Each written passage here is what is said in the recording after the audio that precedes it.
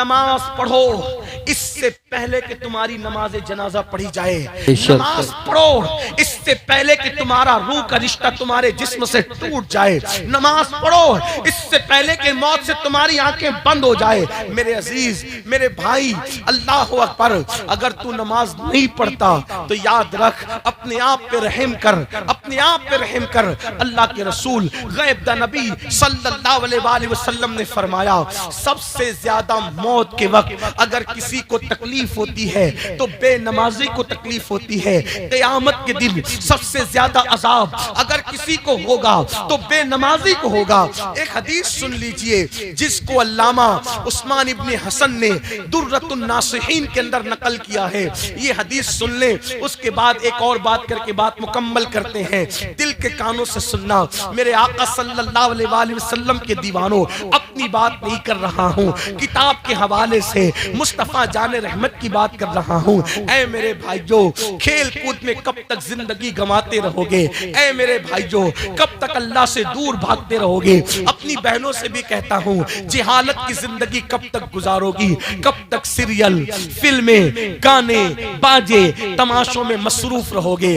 ہائے ہائے، جو قوم اہل بیت کی محبت کا نعرہ لگائے اس قوم کی زندگی میں سجدہ نہیں، حالانکہ سجدہ کیا امام علی مقام نے سجدہ کیا، آخری سجدے ہی میں تو جان گئی امام کی۔ سیدہ فاطمہ الزہرا آخری وقت تک سجدہ کرتی رہی، مولا کائنات نے آخری وقت تک، ان کی شہادت بھی تو مسجد میں ہوئی۔ مجھے حیرت ہے، مولا علی نے مسجد میں شہادت پائی، سیدہ فاطمہ نماز کی حالت میں اللہ اکبر پوری پوری رات گزار دیتی ہے، امام حسین نماز کی حالت میں شہادت پائے۔ میری قوم کو کیا ہو گیا؟ یہ قوم نماز کی طرف نہیں آتی، اس قوم کو نماز کی توفیق نہیں ہوتی۔ میرے بھائیو، ہم اللہ کا عذاب برداشت نہیں کر سکتے، کتنی بھی طاقت ہو، کتنی بھی قوت ہو، خدا کا عذاب برداشت نہ کر سکو گے۔ آئیے صاحب درۃ الناصحین سے ایک روایت سن لیتے ہیں، اپنی بات نہیں، رسول اللہ کا فرمان۔ ایک بار ایسا ہوا، میرے آقا اپنے یاروں کے ساتھ مسجد نبوی میں جلوہ گر ہے،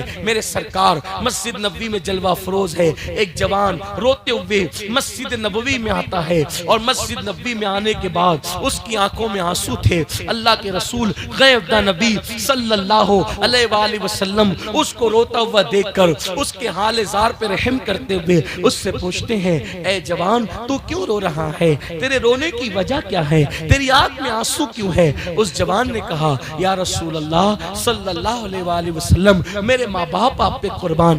آقا، میرے باپ کا انتقال ہو گیا، میرا باپ مر گیا، میں دیہات میں رہتا ہوں، میرے باپ کو نہ کوئی غسل دینے والا ہے، نہ کوئی کفن پہنانے والا ہے، یا رسول اللہ، اس لیے میں رو رہا ہوں۔ میرے باپ کی موت کے بعد بھی نہ کوئی غسل دینے والا، نہ کوئی کفن پہنانے والا۔ اللہ کے رسول غیب دا نبی مصطفیٰ جان رحمت صلی اللہ علیہ وآلہ وسلم نے سیدنا صدیق اکبر اور فاروق اعظم سے فرمایا، تم دونوں جاؤ اور جا کر کے اس کے باپ کو غسل دو اور اس کے باپ کو کفن پہناؤ۔ اللہ اکبر، جب میرے آقا کے دونوں یار صدیق و فاروق تشریف لے گئے اس کو نہلانے کے لیے، جیسے اس کے منہ سے چادر ہٹائی، اس کے منہ سے کپڑا ہٹایا، کیا دیکھا؟ اس کا منہ کالے سور کی طرح تھا، اس کا منہ کالے خنزیر کی طرح تھا، یعنی اس کا منہ انسانوں کی طرح نہیں تھا بلکہ کالے سور کی طرح، کالے خنزیر کی طرح۔ یہ بات میری نہیں ہے میرے بھائی، صاحب درۃ الناصحین اس کے ذمہ دار ہے، یہ مصطفیٰ جان رحمت کا فرمان ہے۔ جس کے کہنے پہ خدا کو ایک مانا ہے، جس کے کہنے پہ قرآن کو اللہ کی کتاب مانی ہے، اس رسول کا فرمان سن کر کے لرز جاؤ، اپنے آپ کو تباہ نہ کرو۔ یہ دنیا کا مال جس کے لیے رات و دن دوڑتے ہو، مرنے کے بعد یہی پڑا رہ جائے گا۔ تمہارے مال پر لوگ عیش کریں گے، تمہارے مال پہ لوگ آرام کریں گے، نہیں دیکھتے لوگ مر گئے مال چھوڑ کر کے، آج ان کی اولاد عیش کرتی ہے، ان کے لیے کبھی مغفرت کی دعا نہیں کرتی، ان کی قبروں پر کوئی جا کے فاتحہ پڑھنے والا نہیں، کوئی مغفرت کی دعا کرنے والا مانا نہیں، وہ مغفرت کی دعاؤں کو تڑپ رہے ہیں، مغفرت کی دعاؤں کو ترس رہے ہیں۔ میرے بھائیوں، اپنے آپ کو تباہ نہ کرو، اپنی آخرت کی فکر کرو، اپنی قبر کی فکر کرو، میدان محشر کی فکر کرو، اللہ کی عدالت کی فکر کرو۔ ہوا کیا؟ سیدنا صدیق اکبر اور فاروق اعظم فرماتے ہیں کہ جب اس کے چہرے سے ہم نے کپڑا ہٹایا تو اس کا منہ کالے خنزیر کی طرح، کالے سور کی طرح تھا۔ جیسے ہی ہٹایا، پیروں کے نیچے سے زمین کھسک گئی، زمین نکل گئی، فوراً اس کے منہ پہ کپڑا ڈالا اور ایک قاصد کو اللہ کے رسول غیب دا نبی صلی اللہ علیہ وآلہ وسلم کی بارگاہ میں بھیجا۔ جب قاصد حضور کے پاس آیا تو کہا یا رسول اللہ صلی اللہ علیہ وآلہ وسلم، صدیق و فاروق کو آپ نے اس کو غسل دینے کے لیے اور کفن پہنانے کے لیے بھیجا، لیکن اس کو کیسے غسل دے، کیسے کفن پہنائے؟ اس کا منہ تو سور کی طرح، کالے خنزیر کی طرح ہو گیا۔ اس دیہات میں اللہ کے رسول علیہ الصلوۃ والتسلیم بنفس نفیس تشریف لائے، میرے آقا بذات خود وہاں پر اس دیہات میں تشریف لائے، اور آنے کے بعد میرے آقا علیہ السلام نے پھر اپنے ہاتھ اٹھائے اور دعا کی، اے اللہ اس کا منہ ٹھیک کر دے، اس کا جو منہ کالے سور کی طرح، کالے خنزیر کی طرح ہوا ہے، اس کا منہ ٹھیک کر دے، اس کا منہ درست کر دے۔ جب دیکھا گیا حضور کی دعا تھی، عنایت کا جوڑا، اجابت کا سہرا، دلہن بن کے نکلی، دعائے محمد، اجابت نے جھک کر گلے سے لگایا، بڑی ناز سے جب دعائے محمد ہوا، یہ حضور نے دعا کی، اس کا چہرہ ٹھیک ہو گیا۔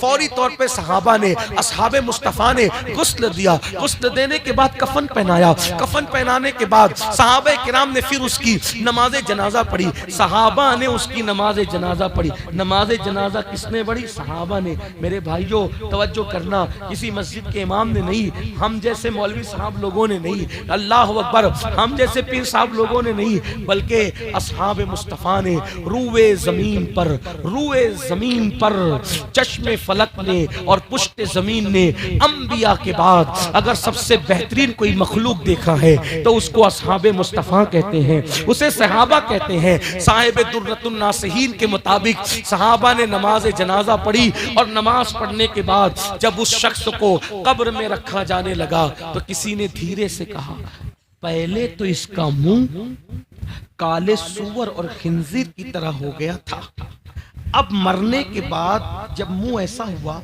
تو قبر میں رکھنے سے پہلے پہلے بھی تو ایک بار دیکھ لو کہ اس کا منہ کیسا ہے، دفن کرنے سے پہلے پہلے تو اس کا منہ دیکھ لو، منہ کیسا ہے۔ جب نماز جنازہ کے بعد اور دفن سے پہلے پھر کپڑا ہٹایا گیا چہرے سے تو اب بھی اس کا منہ کالے سور کی اور کالے خنزیر کی طرح تھا۔ اگر آج کسی کا منہ ایسا ہو جائے تو کتنا ہنگامہ ہوگا؟ اس وقت ہوا۔ دیکھنے والوں میں ہمت تھی، طاقت تھی، اللہ کے رسول زمین کے اوپر ظاہری طور پہ موجود تھے۔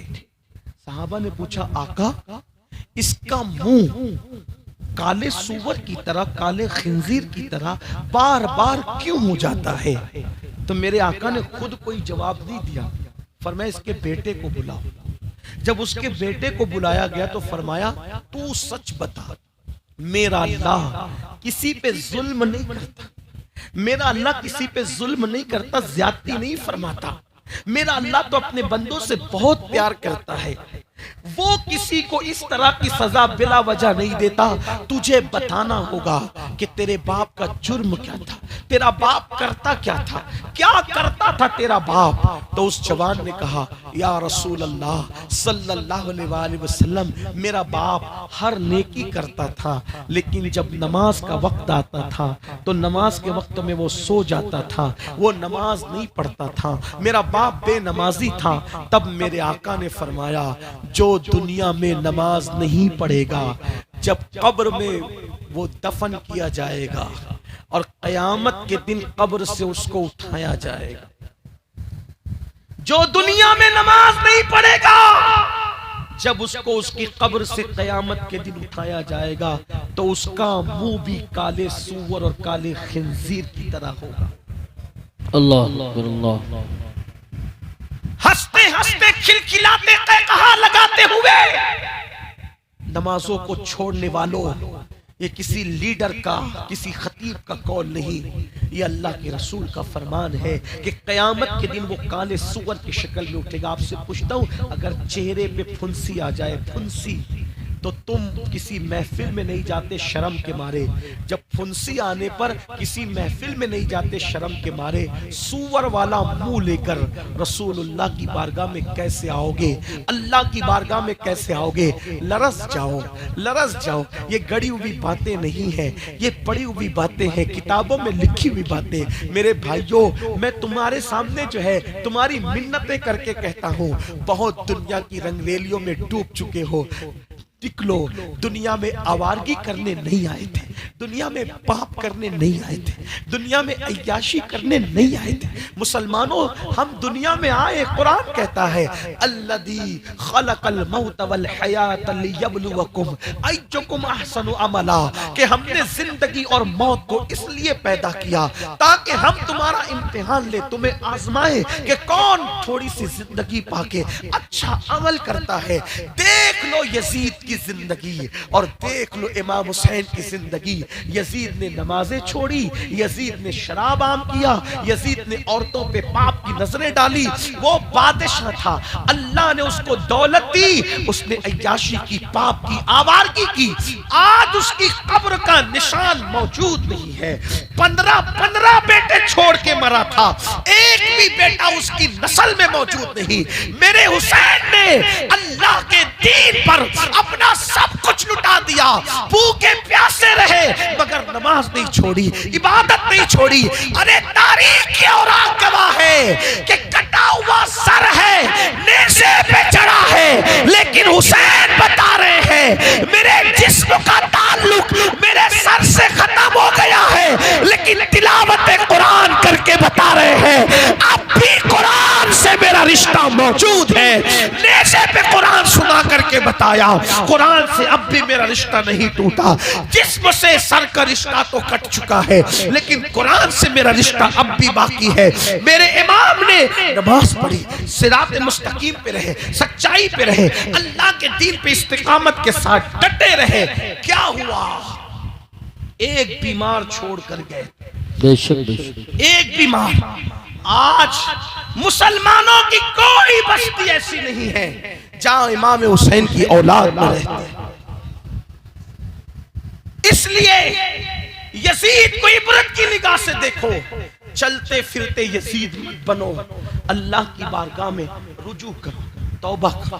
پتہ نہیں کس کی زندگی کب ہے، کب تک ہے، ہمیں نہیں پتہ۔ یہ مت سوچنا میرے بھائی، بس گفتگو اینڈ کی طرف جا رہی ہے، خلاصہ کلام کہ جوانی میں گل چھدے اڑاؤں گا، عیش کروں گا، جب بوڑھا ہو جاؤں گا تب توبہ کروں گا۔ جوانی میں بھی موت آتی، آ سکتی۔ آج ابھی توبہ کرو، ابھی پلٹو، ابھی پلٹو، ابھی واپس آؤ، ابھی واپس آؤ۔ اللہ تعالیٰ نے آدم علیہ السلام کی پیدائش سے 4000 سال پہلے، آدم علیہ السلام کی پیدائش سے 4000 پہلے عرش پر لکھا تھا کہ میرا بندہ ساری زندگی گناہ کر کے اگر ایک مرتبہ توبہ کرے گا تو میں اس کے تمام گناہوں کو بخش دوں گا۔ سبحان اللہ سبحان اللہ۔ اللہ کا وعدہ ہے جو توبہ کرے گا اللہ اس کو بخش دے گا۔ آئیے دین کی طرف واپس آئیے، بے نمازی پن چھوڑیے، نشے کی عادت چھوڑیے، جھوٹ کی عادت چھوڑیے، پاپ کی عادت چھوڑیے۔ گناہ کے اندر سکون نہیں ہے، گناہ کے اندر اطمینان نہیں ہے، اور اگر گناہ کرتے رہے تو امام علی مقام کی آپ سے جنگ ہے۔ اور یاد رکھنا حسین سے جنگ کر کے جب یزید جیت نہ سکا تو حسین سے جنگ کر کے آپ کون ہوتے ہیں جیتنے والے؟ تباہ ہو جاؤ گے، نسلیں مٹ گئی یزید کی۔ اللہ اکبر، اگر تم نے بھی کردار یزید اختیار کیا تو تم بھی تباہی کے دہانے پہ پہنچو گے۔ اس سے پہلے میں جانتا ہوں تم جان بوجھ کر حسین پاک سے جنگ نہیں لے رہے، تم پکے حسینی ہو، تم سچے حسینی ہو، تم سچے عاشق رسول ہو، تم سچے عاشق اہل بیت ہو، لیکن جو کچھ کر رہے ہو وہ لاشعوری طور پہ کر رہے ہو۔ اس لیے آج تمہیں یہ ہوشیار کرنے کے لیے، بیدار کرنے کے لیے گویا کہ بانگے درا دی جا رہی ہے، یعنی کہ گھنٹی بجائی جا رہی ہے۔ سونے والوں اٹھ جاؤ، सोने वालों बेदार हो जाओ, सूना जंगल रात अंधेरी छाई बदली काली है, सोने वालों जागते रहियो चोरों की रखवाली है।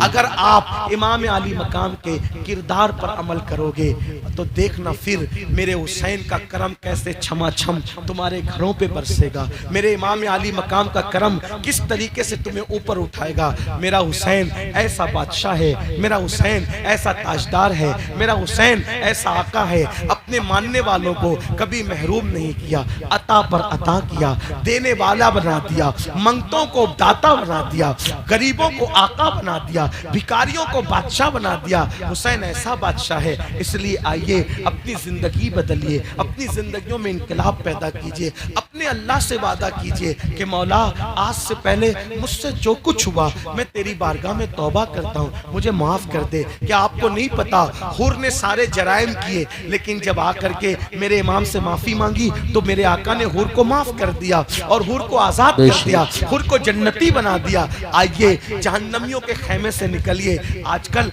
हमारे दिमाग में क्या खब्त सवार है, मैं अपने उलमा की तवज्जो, जहन्नम में कौन जाएगा पता है? सिर्फ वो 72 फिरके जाएंगे बस। आज हमारे दिमाग में क्या खब्त है, जहन्नम में सिर्फ 72 फिरके जाएंगे और हम लोग सुन्नी है ना, जिना करे, शराब पिए, चोरी करे, झूठ बोले, बीवी को मारे, माँ बाप को धक्का दे, कुछ भी, हम जन्नती में जाएंगे। ये जन्नत लिखा के लाए हो तुम? वो 72 फिरके जहन्नम में जाएंगे, ये बात सही है, इसमें मुझे कोई इख्तिलाफ नहीं। लेकिन ये जो आपका खब्त है कि हम कुछ भी करें जन्नत में जाएंगे, ये धोखा है, बेशक बहुत बड़ा धोखा है। यहाँ इमामुल मुतकल्लिमीन अल्लामा नकी अली खान पहुंच करके बहुत बड़ी बात कहते हैं। फरमाया ये फिक्र रखने वाले यहूदियों से भी 2 कदम आगे निकल गए। मतलब यहूदी तो बस इतना कहते थे कि हम कुछ भी करेंगे, चंद दिन जहन्नम में रहेंगे फिर जन्नत में चले, यानी उनको ये था कि हम चंद दिन जहन्नम में रहेंगे, लेकिन ये मेरी कौम ऐसी कंफर्म जन्नत लेकर के आई है कि कुछ भी करो, कलमा याद नहीं फिर भी ये जन्नती है, गुसल नहीं फिर भी ये जन्नती है, वुजू का ढंग नहीं फिर भी ये जन्नती है, पूरी जिंदगी नमाज पढ़ना नहीं सीखा फिर भी तुम भी धोखे में हो। और अगर आपके स्टेज से ऐसे पापियों को कोई जन्नत बांट रहा है तो अल्लाह की अदालत में वो भी जवाब। बेशक बेशक बेशक हक। नमाज छोड़ के जन्नती हो और फिर तुम्हारे पास कुछ ऐसे पीर फकीर आते हैं जो कहते हैं अरे हम है ना, हम है ना, तुझे क्या पड़ी है, हम बचा लेंगे। मैं कहता हूं ये बात किसी अल्लाह वाले ने कभी नहीं, जी बेशक बेशक, ये बात अल्लाह के रसूल ने खुद नहीं फरमाई, अल्लाह के रसूल ने खुद नहीं फरमाई कि जो चाहो करो मैं बचा लूंगा, बल्कि हुजूर ने अपने खानदान के लोगों से, हुजूर ने अपने खानदान के लोगों से कहा ए बनु हाशिम, हुजूर अपने खानदान वालों से कहे ए बनु हाशिम अमल करना, अमल, कहीं ऐसा ना हो कि दूसरे लोग अमल लेकर आए और तुम सिर्फ नसब लेकर आओ, जिसको अमल ने पीछे कर दिया उसको नसब कभी आगे नहीं कर सकता। अल्लाह अल्लाह, हुजूर ने अपने खानदान वालों को नसीहत फरमाई और आज हम सिर्फ लोगों की चापलूसी की खातिर लोगों को भी धोखा दे रहे। अब इनको देखो मुफ्ती सलीम को, ये अल्लाह वाले, इनको देखो जन्नती हो जाओगे, ये देखो इनको ये जन्नती हो जाओगे। पागल हुए हो, जिनके चेहरे दिखाकर जन्नत बांट रहे हो इस बेनमाजी कौम को, जिनको कलमा नहीं आता, क्या जिसका चेहरा दिखा के जन्नत बांट रहे हो उसका भी जन्नत में जाना यकीनी है? हाय हाय हाय, बेशक उसके ईमान पे खात्मे की क्या गारंटी है? सही बात, गौसे आजम रोते ईमान पे खात्मे के लिए, बेशक सरकार गौसे पाक जिसकी ठोकर से मुर्दे जिंदे हुए वो रोते ईमान पे खात्मे के लिए, गरीब नवाज रोते ईमान पे खात्मे के लिए। और आज हम इतने बेबाक, हमारे घरों का हाल ये है कि घर की फ्रिज में शराब रखी हुई है और हमारी जन्नत ही नहीं जाती। इसीलिए गालिब ने कहा था रिंद के रिंद रहे हाथ से जन्नत लगे। मेरे भाइयों बदलो अपने आप।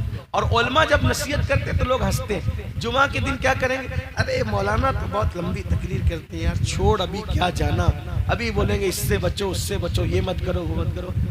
उलमा से दूर रहने वालों, तुम्हारी सबसे बड़ी तबाही की वजह उलमा से दूर रहना। बेशक सरकार गरीब नवाज फरमाते हमारे दौर में एक शख्स मरा, तो जब उसको उसकी कब्र में रखा गया تو اس کا منہ قبلے کی طرف کرتے تھے تو اس کا منہ قبلے کی طرف نہیں ہوتا تھا. اللہ اکبر. لوگ کرتے تھے پھر جاتا تھا, پھر کرتے تھے پھر جاتا تھا.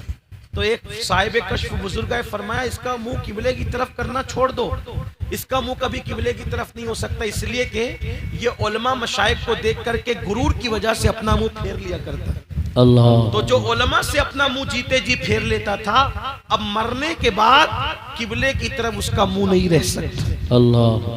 آج کل علماء کی کیا عزت کر رہے ہو, اماموں کی کیا قدر کر رہے ہو. میں لوگوں کو کہتا ہوں, لوگ مجھے میرے خلاف ٹرین چلاتے ہیں, لوگ میرے خلاف باتیں کرتے ہیں, میں کہتا ہوں مقرروں کو بلاتے ہو, ہزاروں روپے دیتے ہو, مسجد کے امام کی کیا خدمت کرتے ہو, نعت خوانوں کو بلاتے ہو, ہزاروں روپے دیتے ہو, اپنے امام کی کیا خدمت کرتے ہو. بلکہ امام کا حال کیا ہے, بڑی معذرت کے ساتھ, اگر اسٹیج سجے گا تو جو کبھی زندگی میں آپ کے گاؤں میں نہیں آیا وہ آگے بیٹھے گا, اور مسجد کا امام سب سے آخری میں پیچھے بیٹھے گا, اس کو دھکے دے کے پیچھے بٹھا. جو اللہ کے یہاں آپ کے آگے کھڑے رہتا ہے وہ آپ کے اسٹیج پہ پیچھے پڑا. اللہ. یعنی اماموں کی کوئی قدر ہی نہیں, کوئی اہمیت ہی نہیں. مسلمانوں حق تلفی نہ کرو, کسی کی حق تلفی نہ کرو, نہ امام کی کرو, نہ بیوی کی کرو, نہ بچوں کی کرو, نہ ماں باپ کی کرو. بلکہ ماں باپ کے معاملے میں بھی لوگوں کا حال یہ ہو گیا ہے, سب کی خدمت کریں گے. ابھی یہ دیکھو تقریر چالو ہے, نذرانہ لا کر کے دے رہے ہیں, اللہ آپ کو برکت دے, کوئی غرور گھمنڈ کی بات نہیں, اللہ آپ کو برکت دے, اچھی بات ہے لا کے دے رہے. لیکن یہ جتنا ہم لوگوں کو لا کے دیتے ہو اس سے کم بھی کبھی اپنے ماں باپ پہ خرچہ کرتے ہو. اگر کرتے ہو تو ہم کو دینا فائدے مند ہے, ورنہ ماں باپ دوا کے لیے تڑس رہے ہیں, ماں باپ تڑپ رہے ہیں, ماں باپ کو جھڑکیاں دے رہے ہو, ماں باپ کو دھکے دے رہے ہو, ماں باپ کو گھور کے دیکھ رہے ہو. یہ تمہارے اور میرے نبی نے فرمایا, جس نے اپنے ماں باپ کا دل دکھایا جب مرے گا تو اس کی زبان پہ کلمہ جاری نہیں ہوگا. اللہ اکبر. چاہے ہر سال حج کرتا ہو, چاہے ہر سال عمرہ کرتا ہو, مرے گا تو زبان پہ کلمہ نہیں آئے گا. ڈرتے کیوں نہیں, مرنا ہے, کامیاب مرنا ہے, جنتیوں کے مرنا ہے. تو یہ سب باتوں سے توبہ کرو, بدلو اپنے آپ کو. جو توبہ کرتا ہے وہ گناہوں سے ایسے پاک ہو جاتا ہے جیسے ابھی اپنی ماں کے پیٹ سے پیدا ہوا. اگر سن کر بدلنے آئے ہو تو تمہارا جلسے میں آنا کامیاب ہے, اور اگر صرف بھیڑ کرنے آؤ کہ چلو مولانا کیا بولتے ہیں, بہت اچھی تقریر ہوئی, بڑے نعرے لگ گئے اور بہت اچھا بولے, بہت اچھا بولے, آپ کو کیا فائدہ ہوا. صحیح بات. آپ اپنے آپ کو بدلو اس سے پہلے کہ جسم کا رشتہ روح سے ٹوٹ جائے. اللہ کی بارگاہ میں توبہ کرو, اپنے اللہ کو مناؤ, اپنے اللہ کو راضی کرنے کی کوشش کرو. گفتگو کے درمیان اگر مجھ سے کوئی غلطی ہو گئی ہو, اللہ کی بارگاہ میں بھی توبہ کرتا ہوں. اللہ تعالی ہم سب کو معاف فرمائے. استغفر اللہ ربی من کل ذنب و اتوب الیہ. لا الہ الا اللہ محمد الرسول اللہ. کلمہ پڑھتے رہا کرو. میرے آقا فرماتے ہیں جو کلمہ پڑھتا ہے وہ گناہوں سے ایسے پاک ہو جاتا ہے جیسے ابھی اپنی ماں کے پیٹ سے پیدا ہوا. السلام علیکم ورحمۃ اللہ وبرکاتہ.